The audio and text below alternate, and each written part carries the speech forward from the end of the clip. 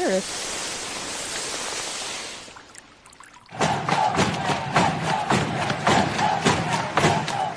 I just love it. Welcome everybody back to my 32 fan series where I'm talking to one fan from each of the 32 NFL teams. And I am super excited to talk to you, Tyson, because I like what the Jets are doing. I've liked what the Jets were doing even when they hadn't won a single game. I messaged you, I reached out and I said, I know it looks bad. I know, but I really like this. And you were like, she's insane. So I am excited to have this conversation with you because I do like some of the things we're doing. So we'll get into that. But first of all, if this is the first episode that you're seeing, there will be 31 other episodes that you can revert back to, listen to, and we're talking all things NFL. So all of Tyson's information will be in the description below. And I will add you as a collaborator as well. I don't know if you've used that function before so that I can pop up on your channel. But other than that, feel free to introduce yourself. Let us know whatever it is you want us to know, and let us know how long you've been suffering as a Jets fan. My entire life. Tyson Roush, Let's Talk Jets, been on YouTube, I think like 5, maybe 8 years now. Mostly became more active during COVID. And it's just uncensored year-round coverage, giving the fans a voice. My biggest frustration was always like, when the media says, the fans think this. Like, you don't know what I think. Let me tell you what we think. And so we give like an open platform for fans. And this is my year 2 with you. Last year, I was kind of, You were this happy? year, I'm more inspired this year now. I feel better now. Okay. Do you? Nice. Yes. I love that. Okay. So take me through the season. So listen, if you watch football, everybody is aware for the longest time, the Jets hadn't won a single game. It was looking bad. It was looking rough. It just wasn't quite happening. And then game started to be won, but it wasn't pretty. Let's just call it what it is. Wasn't pretty. But at the end of the season, what did you walk away thinking? How are you feeling? What did you walk away thinking? Were you like, burn it all, fire them all? This is brutal. Or how were you feeling at the end of the season? At the end of the season, I was like, Aaron Glenn should be fired. It was probably the worst football I've seen. And we watch bad football year in and year out. Like, we know bad teams when we've seen them. We also know bad coaching when we see it. And he was easily one of the worst coaches that I've seen in a long time. He was terrible. So I'm like, fire him. Let's move on. One and done. Don't care. And then, they gave him a chance to rebuild his staff, but I was completely discouraged because you have a lot of draft picks, but you have a head coach you have no faith in, and you have all these holes on this team. It's just like, it's never going to end. We are in rock bottom, a deeper rock bottom than we've ever had before. So really, really frustrated. Fans were pissed. And then slowly but surely we ball back in because this is what fans do. We're all suckers for this. But the Jets made a lot of smart moves to kind of inspire us a little bit. Yeah. The one thing I always say when I look at bad teams is, how are you losing? Are you losing because the talent is bad? Or are you losing because of just dumb situations, dumb things?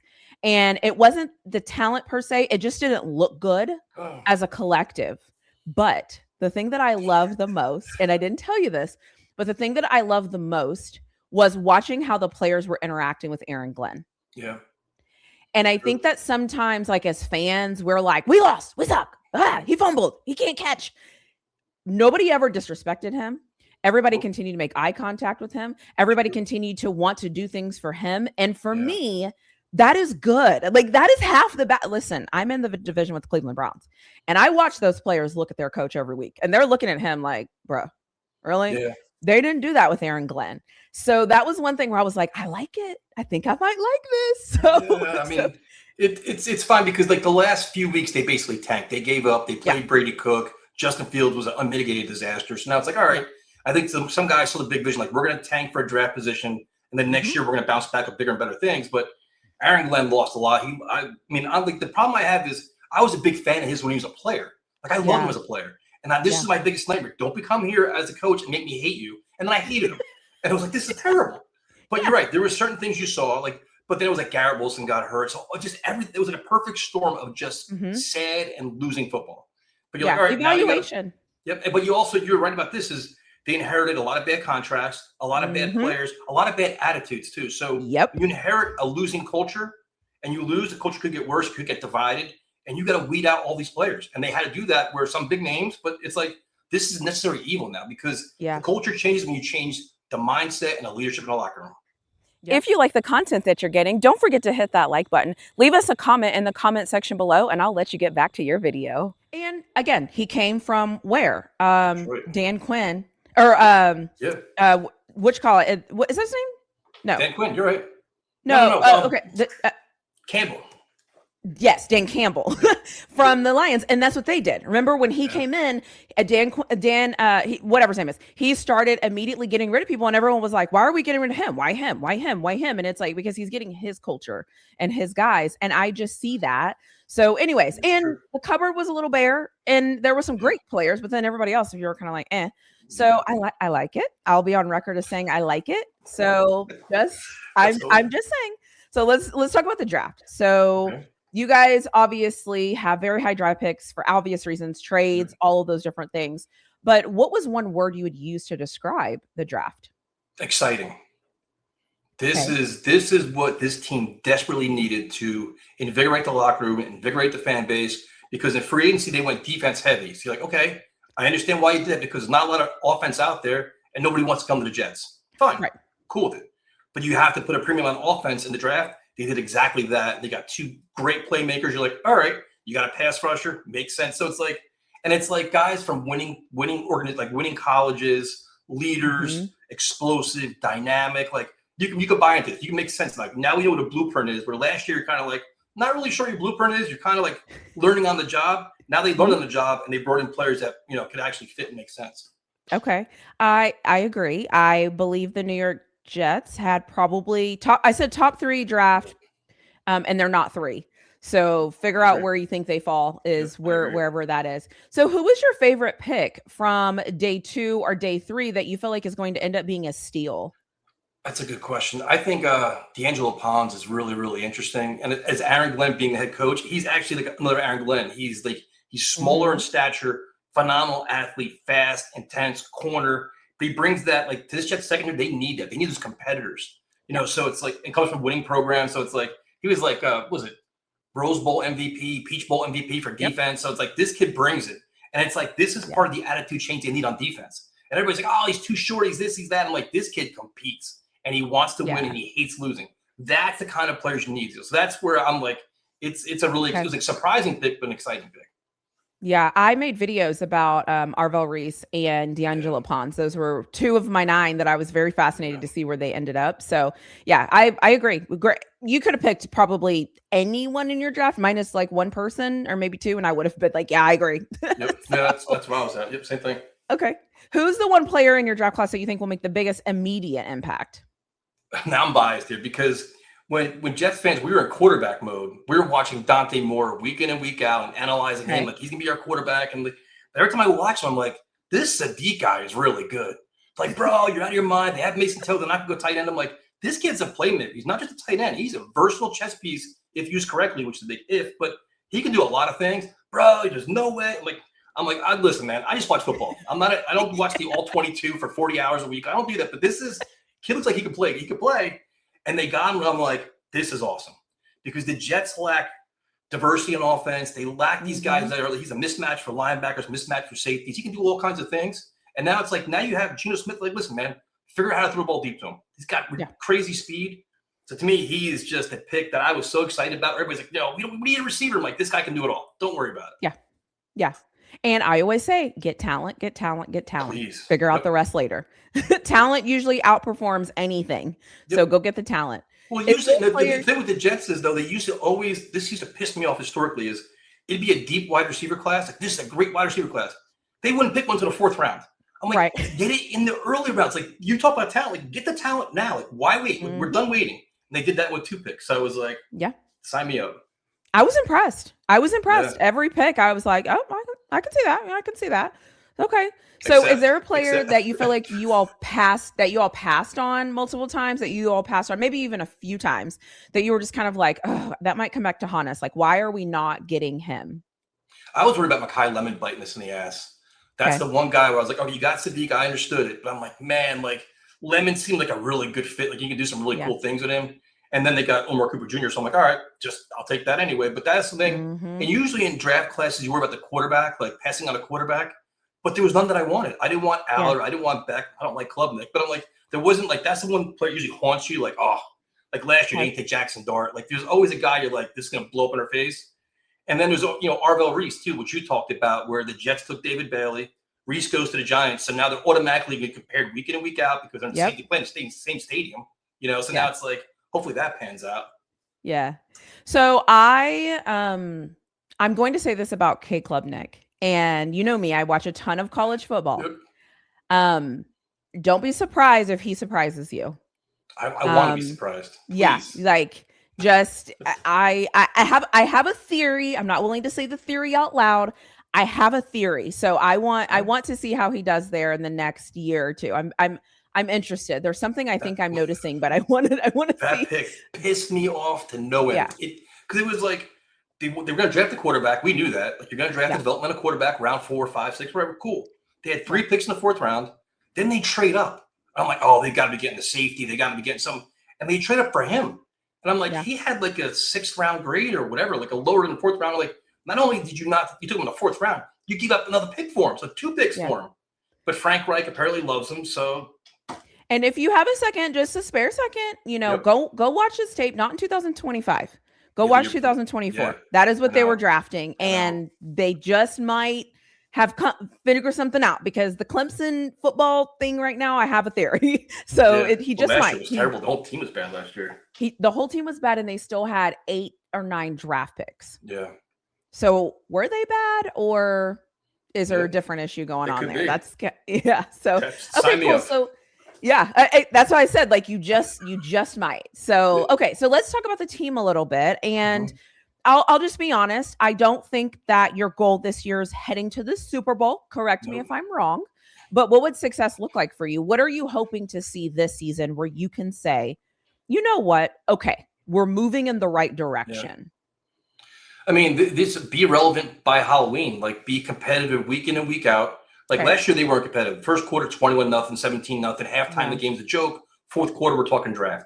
Now it's like you want to be competitive week in and week out, play quality defensive football, tackle. Here's an idea. Get an interception, something they didn't do all of last year. Get sacks. Like, just play competitive football where you're like, all right, this team is well coached. They just may lack a little talent, lack a little experience. But they have to win, I'd say, 7 games or Aaron Glenn's getting fired, because you can't be as bad as you were last year, then have another really bad this year. Like, like coaching mistakes, blunders, roster decisions that were terrible. Yeah. Like you do that, you're out of here. This is New York, and we're done with this. So he's got it. And then basically he was allowed to build his own staff too. Like, he basically fired his entire staff, rehired a whole new staff, which is absurd for a guy that doesn't win. So it's like, you have your chance to win. You better do it. Not like no Super Bowl, but 7 wins. And then with Geno Smith, they should. There's no reason why they shouldn't. Yeah, no, I agree. They're in the right position. So now it's up to them to execute. And 100%. Sometimes you can have everything you need. They have everything they need. So at least it's time to look better. And I would rather you lose in a last-second field goal than you get blown out. That's embarrassing. 100%. So let's get this looking a little better. Okay. Yep. So which position group worries you the most at this point? Oh, that's a good question. I think as of now, probably linebacker, because they got Demario Davis, who is one of my favorite Jets of all time. He's here twice, but he's older. He's like, 37 years old now. Yeah. Jamie Sherwood's coming off an awful year last year. We all won cut or traded. So they lack a little bit of, they lack youth. They lack competency. So you're hoping that, they have McCrary, Ball, and Walker, but that's what we all kind of hope they sign a free agent and free agent linebacker, or draft somebody. I was thinking 2nd round draft one there, but then Jacob Rodriguez was gone. So they didn't do that. I think linebacker. Also, to be honest with you, backup quarterback. Like, we don't have one. Like, it's today Tyrod Taylor went to the Packers. I'm like, what are we doing? Like, this is to me, he was the foregone conclusion. Like, 1 year, $2 million, he comes back. Now they have Bailey Zappi and Cade Klubnik, and that's not the way to handle backup quarterbacks. And no Russell Wilson either. No. So that just can't happen either. Jeez, I was gonna say I know a guy. Nope. He might already have a location where you're located. No, let him retire. Go retire. No, thank you. Nope. Awesome. There's also a car alarm going off, so if you hear random beeping, that is what's happening. So again, Tyson knows this. It's just one of those days for me. So we're just going to keep it moving, and I'm just going to act like I don't hear it. So if you hear it, I would like to apologize for that noise. So where do you think this team has improved the most? Where is from last season where you were looking at and you were like, I know we need a lot of help, but at least right now I feel like we've improved in this particular spot? I think on offense in general, you improve the quarterback with Geno Smith, a huge upgrade with Justin Fields. Frank Reich over Tanner Engstrand is an enormous upgrade on offensive coordinator. Mm-hmm. Then a wide receiver group where you're adding Sadiq, you're adding Omar Cooper Jr. So now your playmakers, your coaching, your quarterback, it all results in something being better. So Yeah. we were so bad. I mean, Justin Fields was unplayable. Like 7 yards passing and a half. He was just horrendous. Yeah, I don't know what happened. I don't know what happened there. Coaching, it was like a comedy of errors. Yeah, and you know what I've realized too is sometimes I forget that sports is life, and some people need positive environment. Some people need culture, stability, foundation. Yep. Some people can't thrive on it not being that way, and some people can. And so sometimes you just never know with these guys, man. You just never know. I mean, we think they're superheroes, but they're really not. They're just trying to figure it out. If we're being honest, it was kind of predictable though, because you take a reclamation project in Justin Fields and saying we're going to coach you up like nobody's done before. And you give him a first-time offensive coordinator and a really bad quarterback coach. It's not like if you gave Justin Fields Frank Reich, okay, give him a fair chance to be good at it. But you didn't. It was like everybody's learning, any head coach learning on the job. Like everybody was learning on the job while you're trying to rebuild Justin Fields. And then you start losing games like horrifically. It's like it's never going to work. Not good. So the plan wasn't good. I will be honest with you. Week 1, I was like, the Jets might have something. They can score points. They look good. Yeah, they look great. All these things. And then I was like, oh, okay. Yeah, maybe the Steelers actually suck. Like maybe we're just bad. Yeah. Ridiculous. And we were for the first 8 weeks, I think it was. We were pretty bad. So that was actually the truth. So what do you think you all are going to do better than most other teams in the NFL? Special teams. It's hard. I shouldn't have said it so fast. That should be the case because last year the return game is elite. The coverage team is elite. The punter is very good. But then friggin' they let Nick Folk go to Atlanta, which makes no sense to me because it was over $1 million because I think he wanted to play indoors. So right now they don't. They have Cade York and an undrafted free agent, like Will Ferrin or something like that from BYU or somewhere. But I'm like, special teams for the Jets is a huge strength. Without a kicker though, it's like, all right, that's one half of us is really good. Yeah. Okay. Probably the Jets, right? But other than that, like the offense is a work in progress. We can't say we're going to be better than anybody else. The defense was so bad, like historically bad last year. So I can't say they're going to be better than anybody else. So if anything, special teams with our returners. That's probably it. Before we get to the fun round, I just have a question, just you being a Jets fan. What is something that you all often talk about, like in your circles? Is it, oh my God, we suck so bad? Is it we need to do this one thing to figure it out? We don't like the owner, the GM sucks. Like, what is the thing that you all can all collectively probably say, like, this is how we feel? All of the above. Okay. No, but it's like every Jet fan hates Woody Johnson. That is, we always blame him for the way he handles the team, gouging the fans for ticket prices. We all say, will we ever find a franchise quarterback? Because that just seems like it never happens for us. Then it's like, can we ever make the playoffs? Because we don't have done that in 15 years. And then it's a Super Bowl is just like, it's been like over 50 years, 50. Yeah. It's like, can we ever go back to the Super Bowl? Can we ever be relevant again? Like every Jet fan can tell you, like, we can have like a 5-minute conversation about happy moments. We can give you a 3-hour lecture on all the bad moments in Jet history. And we all have the same stories. Like this happened, fake spike, this, that, like everybody has them. Okay. So it's tough, man. It is, but it's like, we all have that one day we finally make it there and make it all the way back. The party at the Canyon of Heroes will be legendary. Like you'll never see parties like this party because it's like Jet fans have suffered for so long. It's like you have like the father, son, the grandson, they all suffered. It's like the whole family suffered through it, That's true. That's a good point.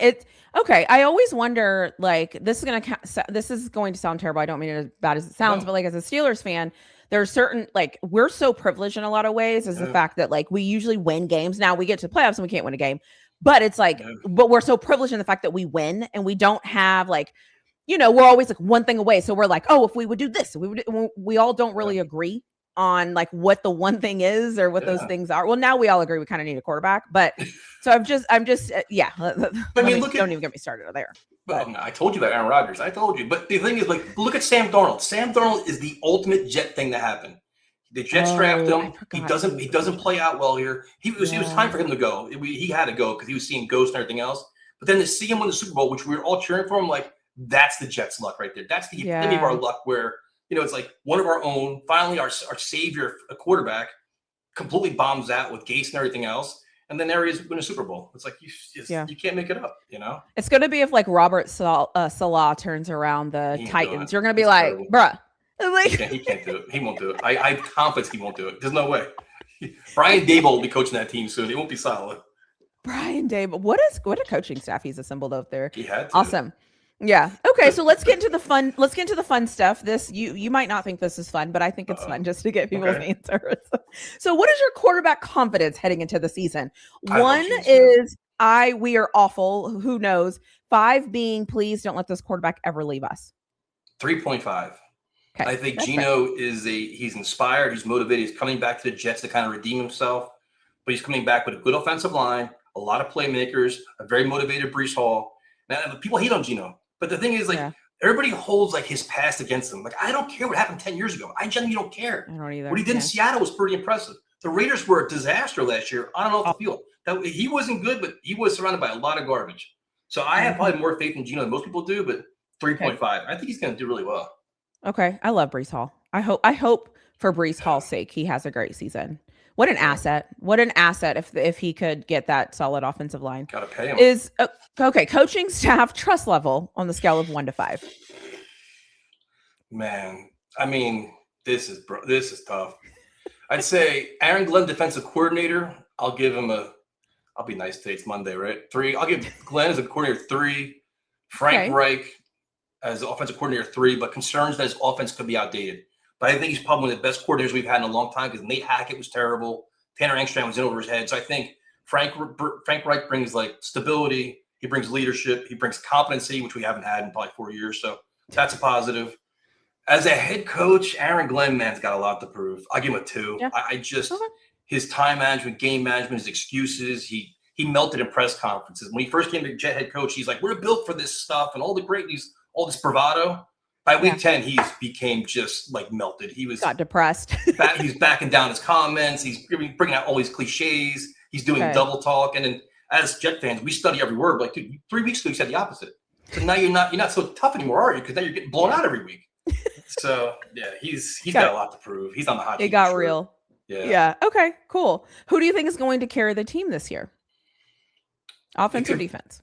Oh, offense, I think, definitely. Because the defense has a lot of new parts. And I don't like, again, the whole Aaron Glenn factor just bothers me. So I think he has a lot to prove. But when you have a good offensive line, you have Brees Hall, you have Garrett Wilson, Geno, like there's enough pieces here to say we can score 20 points a week and be competitive and time of possession, everything like that. Where the defense, I think, will have to find their way for a while, and it could be holding back a little bit. Okay. If you could trade drafts with another team in the NFL, you would get all of their draft picks. They would get all of your draft picks. A, would you trade drafts? And B, if you did, what team would you trade with? For the first time in my life, maybe the second time, I like our draft. Like it's like, and you could probably say the Raiders are getting Mendoza if you want to go that route. But I'm like, you know what? The Jets have 3 first-round picks next year. You can get your quarterback in a really big quarterback class. But it's strange to say this. I actually like our class. I wouldn't trade it. I really like what they did. It makes a lot of sense. The Klubnik thing you could sell me on maybe, but like I like what they did here, to be honest. Yeah. When was the last time you liked the draft? Who was the first round? Like what do you remember who? Well, they had a few years ago when they had Sauce and Jermaine Johnson, Garrett Wilson, Okay. That's like there's classes where you're like, man, this is a slam dunk. But this one it just seems more, well, I guess it features more on offense too, which helps a lot too when you have the tight end and the wide receiver. I just see the impact being a lot greater based on the players they brought in. Okay, that's fair. Is there I'm sorry. Is there a moment as a Jets fan you're like, here we go. This always happens to us. We're the Jets. Of course, this is happening right now. This is what we do. What is that moment for you all? A moment? I can give you 10 years. Don't say losing. Aaron Rodgers blowing out his Achilles in the home opener. I mean, there's moments. Every year's a moment. Like there's moments every year. Like you see things like that's never going to happen again. It's always us. Always. There's always every year. Like you can't believe it. Players come here that are great and will always suck. They go somewhere else to be fine. Like it's like when the Jets, when we all buy in, like the Aaron Rodgers, we all bought in big time. We're like, oh, this is a Super Bowl ready team. Yeah. We're going to do this. We're going to do that. Of course, he gets hurt. Literally the third play? First yeah. play? I mean, you can't. That was brutal. I was there. It was terrible. Mm. And then it's like his next year we came back on his mission. He's rehabilitating, big better than ever. And it's just you have him, Devontae Adams. Like Devontae Adams is going to say the day he didn't do anything. They trade for Hassan Reddick. He doesn't show up for like 12 weeks. It's like it's just we could moments. 2-hour show on this. Okay, so I have a question. I didn't prepare for this, but I just have a question because now I'm curious. Yeah. Would you rather be I know you're a Jets fan, so remove kind of that thing, but would you rather be you all or the Browns? Because I feel like Browns fans feel similar in the sense of like everything we try fails. Like every single time we think we have it figured out. Or do you think you all are similar? Or we're very similar. Yeah. Okay. Because they can't find quarterback either. But they had Baker Mayfield there and they got rid of him. So they had their mistake too, like we did with Sam Darnold. That's a good question. I mean, we're just both trotting just down, it's just just trying to figure it out. We can't do it. No matter what we do. Well, hey, as long as you're in it, you're not out of it, So that's all Halloween at least. You like that? You like that? We're all 0-0, right? That's where we all. Yeah, you have the same record right now. That's right. So gotta find something. Yeah. So if you could send a message to the owner, the head coach, the GM, maybe even a player if you chose, what message? You know what? I will give you 2 messages because you might need 2. Who would be the 2 people you would send a message to? What would you say?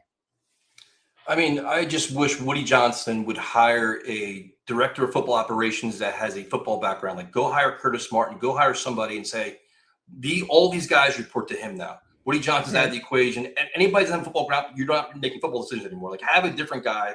Stop gouging the fans. Like, they raised ticket prices the last 2 years. They're the worst team in football.